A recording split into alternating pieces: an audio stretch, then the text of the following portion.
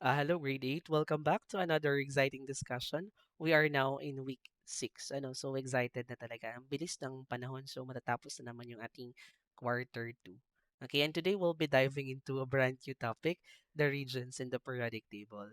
I am Sir Wawi, your ever curious science buddy. So, get ready to learn and explore. So, we make science fun and easy to understand.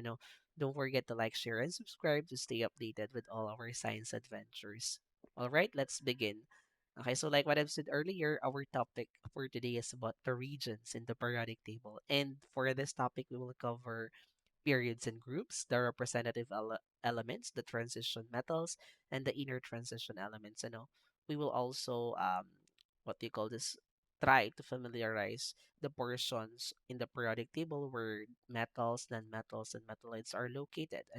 So kumbaga itong topic na to napakadali. You just have to familiarize yourselves in the different portions, okay, or regions in the periodic table. No need to dig deeper or dive deeper. Okay, kung ang teacher natin magbibigay ng uh, descriptions about those groups, pwedeng-pwede kasi okay lang naman. Okay, syempre may mga student naman talaga na super advanced, Pero syempre yung ating competency and objectives, yun lang naman ang hinihingi.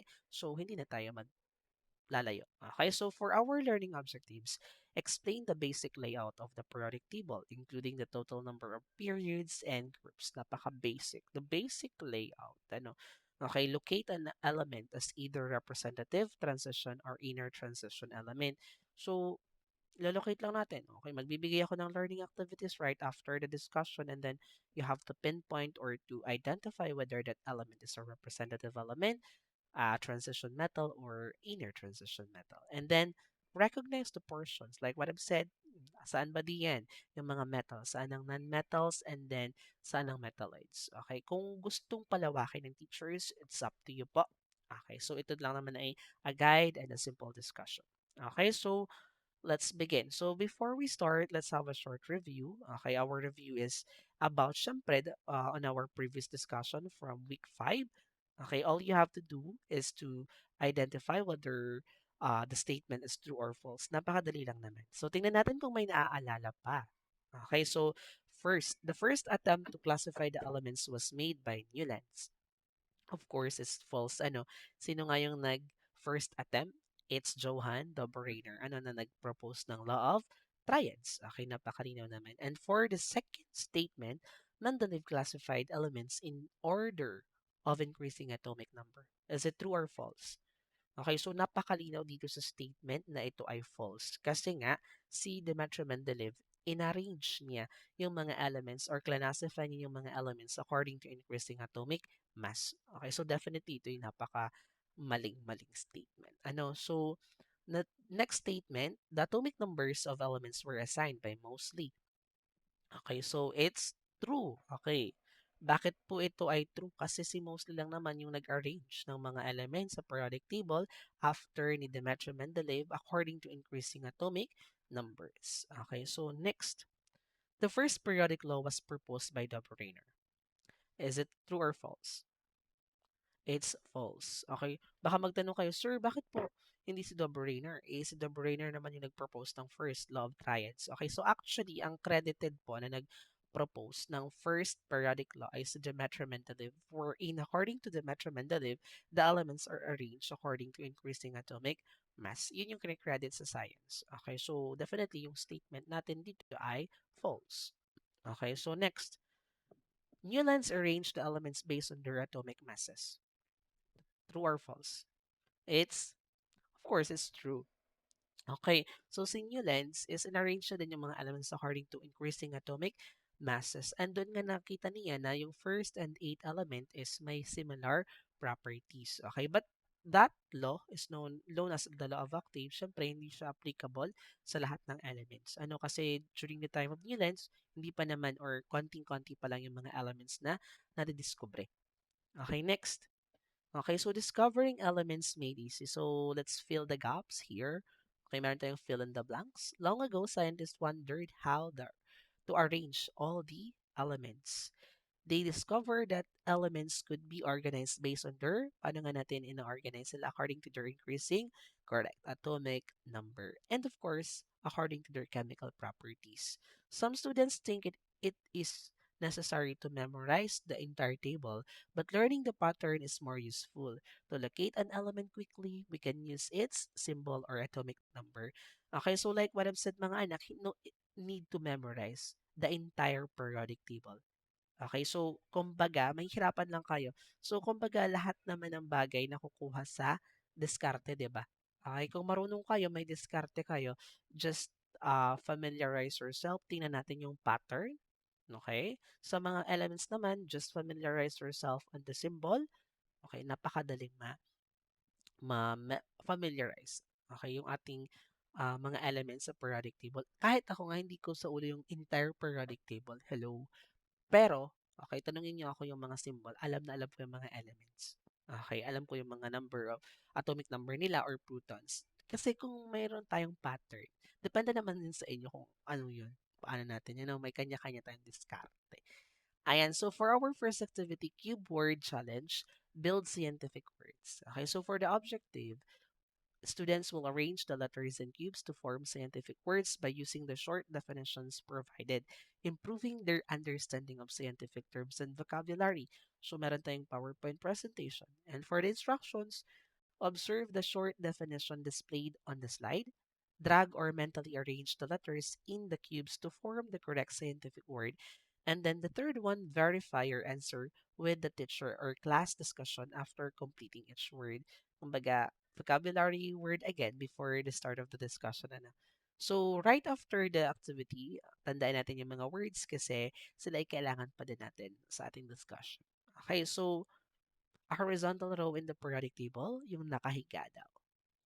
Okay. So, yung horizontal row natin sa periodic table is known as period. Tandaan. So, a vertical column in the periodic table. Okay, correct. It's known as group. Yung vertical, yung nakatayo naman. Ano? What about this one? Elements in the main groups, the group 1, 2, group 13 to 18, with predictable properties. Okay, they are known as representative elements. Okay, so elements in the middle of the periodic table, often metals that show variable properties. Okay, yung nasa gitna. Correct. They are known as transition metals. Okay, so next, what about this one? Elements with properties of both metals and nonmetals. May properties ng pagiging metal, meron ding properties ng pagiging nonmetals. Okay, correct. It's metalloids. Okay, wala. Ayan. So, hopefully, natandaan natin yung mga words na nandun sa ating vocabulary activity. Okay, so after this, may papakita ko sa inyong picture. And then right after, all you have to do is to observe. Okay, what is it? Okay, so nakalagay naman it's a seat plan. Ano? So, ginagamit natin ang seat plan mga anak sa classroom. Okay, paano ba namin mga teacher ina-arrange kayong mga bata? Okay, syempre tinitingnan namin. So sa first week nag-observe kami ng inyong mga behavior. Syempre titingnan namin yung mga pasaway, yung mga mabait, okay, mga ganun. Or yung may mga let's say malabo ang mata. Okay, so doon namin binabasa yung seat plan namin. Okay, so ang kayo mga anak sa school may seat plan, may seating arrangement, ang periodic table of elements or elements. Meron din silang kanya-kanyang posisyon sa periodic table na hindi mo pwedeng baguhin. Okay, hindi ka pwedeng magdesisyon, ay ang hydrogen kailangan ko ilagay dun sa gitna. Okay, no. Okay, so may kanya-kanya silang posisyon sa periodic table. And yung position nila ay fixed because they are arranged according to their increasing atomic number. Okay, so yun ang tatandaan natin. So this is the blank periodic table. Wala, papasagutan ko yan sa inyo. Okay, joke lang. Okay, so sige. So for our activity number 2, exploring the regions of the periodic table, for the objectives, students will identify and understand the different regions of the periodic table and apply their knowledge through learning and follow-up activities. So meron tayong PowerPoint presentation of course, and then for the instructions, teacher will explain each region of the periodic table. Students will do a short activity after each region, and then for the third one, students will complete a follow-up activity at the end. Okay, like what I've said, after nating mag-discuss ng isang concept ay magbibigay ako sa inyo ng learning activities. Ano po? Okay, so para ma-check kung talagang naintindihan natin yung diniscuss ko or kung na-gets natin yung concept. Okay? Sige. Ayan, so in the periodic table, the vertical column part is known as the group or tinatawag din siya sa ibang references natin na family. Okay, so might as well para uniform tayo group, no? Okay, so the horizontal column in the periodic table, the horizontal or row part is known as, okay, so period or series. Okay, tandaan natin yung horizontal row. Mali-mali yung ating kanina, no? Horizontal row, vertical or column. Okay, ano, pag vertical or column, yun yung group. Okay, pag horizontal or row, yun yung period or series. Tatandaan. Sige nga, pag vertical, group. Pag horizontal, period. Okay, sige. In the modern periodic table, we have blank groups. Ilang groups kaya yung meron tayo sa periodic table? You just have to count yung mga nakatayo, yung vertical. One, okay? It's 18 ano, so 18 groups. Magka-count pa nga lang ako. Lumabas na yung sagot. So count tayo. 1, 2, 3, 4, 5, 6, 7, 8, 9, 10, 11, 12, 13, 14, 15, 16, 17, 18. Ayan. So meron tayong 18 groups sa periodic table. Okay, tatandaan natin. Okay, so 18 groups. Okay, sige. Ayan. So, based on the given elements, determine the group number to which they belong. So, sasabihin niyo lang sa akin yung group number. So, hawakan natin yung periodic table natin. So, para alam ninyo kung anong group sila. So, sige, balikan natin yung blank periodic table. Yan. Meron tayong 18 groups. Okay, so pwede yung screenshot. Okay, so sige. So, tingnan natin kung anong group siya kabilang. Group number ang isasagot ha. Zirconium. Group 4, iron. Group 8, krypton. Group 18, silicon. Group 14. What about bromine? Group 17. Mercury, group 12. Ayan. So, sige. Naka-perfect ba? Okay, hopefully. So, common name of the group. Tingnan naman natin yung common name ng bawat group. So, yung first group natin is known as alkali metals. So, hindi po natin isasama yung hydrogen, ha? Okay, so, alkali metals. Okay, so, pa-edit na lang po dun sa mga um, avail ng PowerPoint natin. Ayan. So, sige. So, yung alkaline metals natin, pwede kayo magbigay ng definition para sa mga bata, teachers, kung ano yung pinaka pwede nating sabihin. So, mga alkaline metals, they are very reactive, soft metals, and always found in compounds. Okay? Very reactive sila. And tatandaan natin, yung reactivity ng alkaline metals is tumataas or they increase as we go down the group.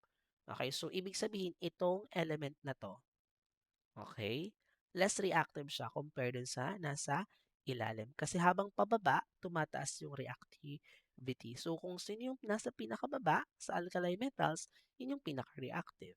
Okay, next. This is known as the alkaline earth metals, yung ating second group or group 2.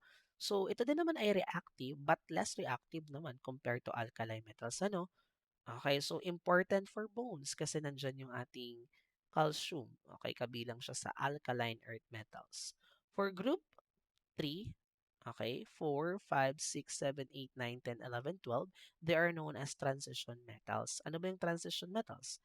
They are strong, shiny, and good conductors of heat and electricity. And of course, they are used in making coins, wires, and jewelry.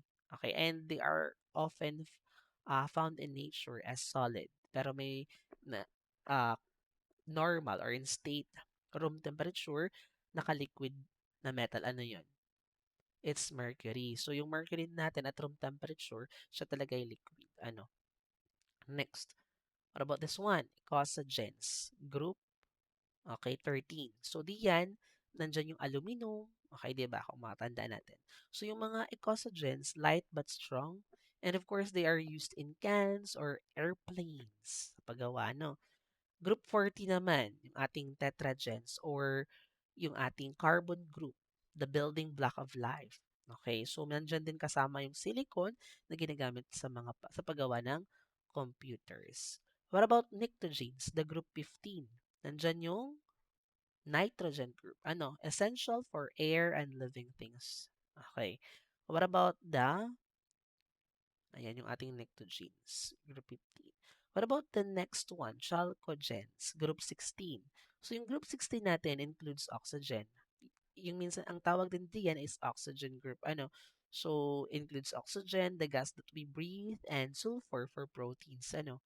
So, next one naman is the halogens. Okay, very reactive. Okay, ito naman sa mga nonmetals, yung reactivity naman is bumababa as you go down the groups. Ibig sabihin, itong nasa taas na element na to is mas reactive compare doon na nasa baba. Okay, which is different sa alkali metals. Okay, ayan. So, yung ating halogens din naman, minsan, they often form salts. Okay. Ano? And then lastly, noble gases. Ito yun naman yung group 18. They are very stable and of course, don't react kasi stable na sila. Used in balloons like the helium and lights like neon. Sige. So hopefully, familiarize nyo lang yung name. No need to dig deeper muna. Okay, mga anak, yung names lang. Sige, learning activity based on the given elements determine the common group name to which they belong. What about magnesium? Correct. Alkaline earth metal. What about xenon? Noble gas. Beryllium. Alkaline earth metal. What about tantalum? Okay, transition metal. Phosphorus. Nitrogen. What about radium? Okay, alkaline earth metal. Okay, so, sige. Ayan, so activity. Guess the common group. Okay, students will identify the common group elements based on the description provided. Meron tayong mga common group, representative, transition metals, and inner transition metals. Okay, so meron tayong PowerPoint presentation for the instructions. Read the description of the element group displayed on the side.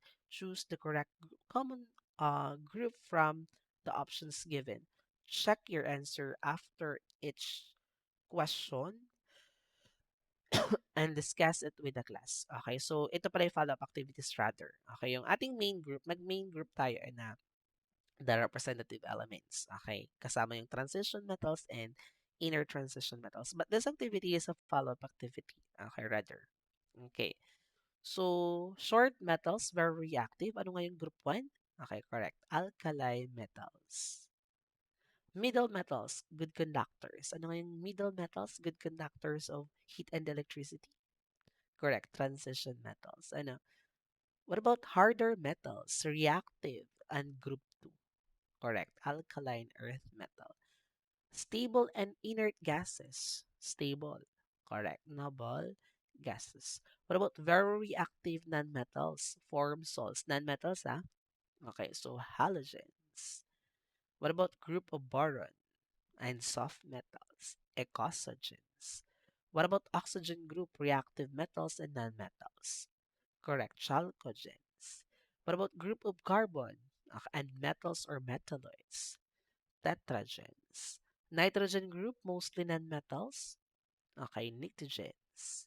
What about, okay, tapos na tayo. So this is what I'm talking about. Okay, this is the main groups. Okay, so representative elements, transition metals, and inner transition metals. So this is the representative elements, yung red one natin. Use your periodic table. This is one naman is transition metals, yung nasa middle. And this one is the inner transition metals. Yung ating inner transition metals is may dalawang portion. Yung lanthanide groups and actinide groups. So, i-discuss natin later. Sige, did you know that the representative elements are the main group elements and show predictable properties? The transition metals, which is in the middle, are shiny metals found in the middle of the periodic table and are good conductors of electricity. Tandaan, the inner transition metals include the lanthanides and actinides that are hidden at the bottom of the periodic table. Ano? So based on the given elements, determine the common group name to which they belong. Kung representative transition or inner transition. Use your periodic table. What about osmium? Correct. Transition metal. Aluminum. Representative element. Neptunium. Inner transition metal. Hydrogen. Representative element. Organesum. Representative element. Seaborgium. Transition metal. Okay, so napakadali lang naman kung what if hindi ko kayo paggamitin ng periodic table? Ay, ang sama. Joke. Excuse me. Ayan. So, dinagdag ko din to yung mga four blocks ng ating periodic table, the SPDF blocks. Okay, so just remember, okay, this is the S block, yung red natin. The P block, yung purple. Okay, and D block is yung ating transition metals. And then yung sa lanthanide and actinides is the F block. Kung mapapansin natin yung helium kasama natin sa S block. Okay, kasi dapat nandito siya. O, yan. Ayan. Okay. So anyway, just a trivia purposes. Ano. So ito namang ating lanthanides and actinides. Dapat nandito sila. Kaya may blank space dito. Okay. Hindi yung blank space ni Taylor Swift. Ito yung blank. Dapat nandito sila. Okay. Okay, so anyway, based on the given elements, determine the block to which they belong. Block naman. What about praseodymium? Okay, it's F block. What about gallium? P block. What about lithium? S block, polonium. P block, lawrencium. What about, okay, F block. And then, cadmium. D block. Okay, so, sige, napakadali lang naman. Okay, in the modern periodic table, we have, kung meron tayong 18 groups, ilan naman ang periods natin? Correct, 7. Bilang, 1, 2, 3, 4, 5, 6, 7. Okay, so this is the lanthanide, yung first natin, and then actinide. So, sige, based on the given elements, determine the period number to which they belong. What about copper? Period 4. Helium. Period 1. Astatine. Period 6. Tungsten. Period 6. And then what about yttrium? Period 5. And then fluorine is period 2. Okay, so sige. Based on the given elements, determine whether they belong to actinides or lanthanides. Okay. Tingnan natin. What about uranium? Actinide. Lutetium. Lanthanide, samarium, lanthanide, plutonium, actinide, berkelium, actinide, and then fermium, actinide. Sige. Pakadali lang naman ano. So lanthanides and actinides, the inner transition metals. The lanthanide series includes 15 elements from atomic number 57 to 71, starting with lanthanum. These elements are known as rare earth metals and are often used in magnets, lasers, and electronics. The actinide series, on the other hand, includes 15 elements as well. Okay, so from atomic number 89 to 103, beginning with actinium, many of these elements are radioactive and are used in nuclear power and medical treatments. Both series are placed separately at the bottom of the periodic table to keep it more compact. Okay, so sige. Elements are classified into three categories: metals, nonmetals, and metalloids. Okay, so alam naman natin yung blue one is metals, red one is nonmetals, yung dilaw is metalloids. Learning activity. Based on the given elements, determine whether they belong to metals, nonmetals, or metalloids. Silicon, metalloids. Carbon, nonmetals. Francium, metals. Hydrogen, nonmetals. Boron, metalloids. Potassium, metals. Okay, sige. So, we are done. So, try na natin yung formative assessment. So, dito sa formative assessment, dun sa na-avail yung PowerPoint, ang sinunod ko talagang key is yung nasa LE. So, chinek ko talaga ulit. Siyempre, verify natin yun. Ano. So, may ano doon, may isang mali, ano, I think number 3. So, kinorek ko na lang. So, some elements in the periodic table are represented by the letters A to I and are contained in the figure below. Sige. Which element is an alkaline earth metal? Okay, it's B, alkaline, group 2 ano. So, which element is a noble gas? Yung group 18. D. Which metallic element is more reactive than G? So, di ba yung ating reactivity sa mga metals is tumataas pababa. Okay, so, ano yung daw yung element dyan na mas reactive sa G? Siyempre, letter E. Okay. Indicate the most reactive non-metallic. Ito naman sa mga non-metals, yung reactivity is bumababa pa baba. So, yung pinaka-reactive is letter C. Correct. Ayan. Which elements are found in the period 4? Okay. So, madami. Ano? E, H, I. And then, which, name the element that is found in group 14 and 13. Correct. F. Which element is a transition metal? Isa lang naman, which is H. So hopefully nakapagsagot tayo and hopefully marami kayong natutunan na familiarize about the group, the period, ano pa ba, the blocks, the main groups, the representative transition and inner transition, the metals, non-metals, and metalloids. Ayan, practice tayo. So sabi ko naman sa inyo, no need to dig deeper. Ano? So thank you so much everyone, grade 8, and I hope that you learned something for today.